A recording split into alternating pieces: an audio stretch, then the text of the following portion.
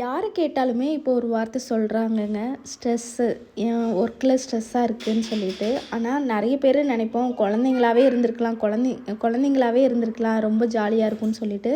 ஆனால் குழந்தைங்களுக்குமே ரொம்ப ஸ்ட்ரெஸ் இருக்குங்க.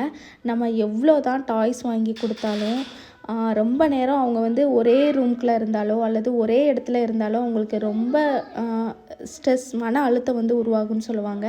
நம்ம ஒவ்வொரு டைமும் வெளியில் கூட்டு போகும் பொழுது நீங்களும் வாக்கிங் போகலாம். குழந்தைக்கும் ஒரு சைக்கிள் வாங்கி கொடுத்துட்டிங்கன்னா அவங்க சைக்கிள் ஓட்டுறதுனால அவங்களுக்கு நல்லா கால் கால் மற்றும் கைகள் வந்து நல்லா ஸ்ட்ராங் ஆகுங்க.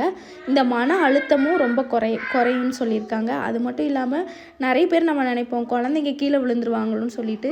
குழந்தைங்க கீழே விழுந்து அதுங்களாக எந்திக்கும் போது தான் அவங்களுக்கு ஒரு தன்னம்பிக்கையே வருங்க, நம்மளால் முடியும்னு சொல்லிட்டு.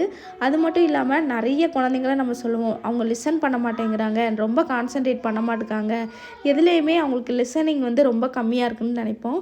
சைக்கிள் ஓட்டுறதுனால அந்த லிசனிங் இதுவும் நல்லா கான்சன்ட்ரேஷனும் ரொம்ப அதிகமாகும்னு சொல்லுவாங்க.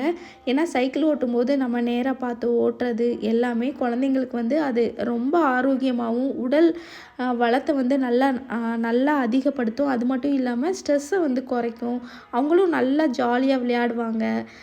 அது மட்டும் இல்லாமல் நீங்கள் வெளியில் கூட்டிகிட்டு போய் ஒரு ஒரு 1/2 ஹவரோ ஒரு 1 ஹவரோ நம்ம விளையாண்டுட்டு வெளியில் வீட்டுக்குள்ளே கூட்டு வரும்போது அவங்களுக்கு தூக்கமே ரொம்ப நல்லா ஆரோக்கியமாக வரும்.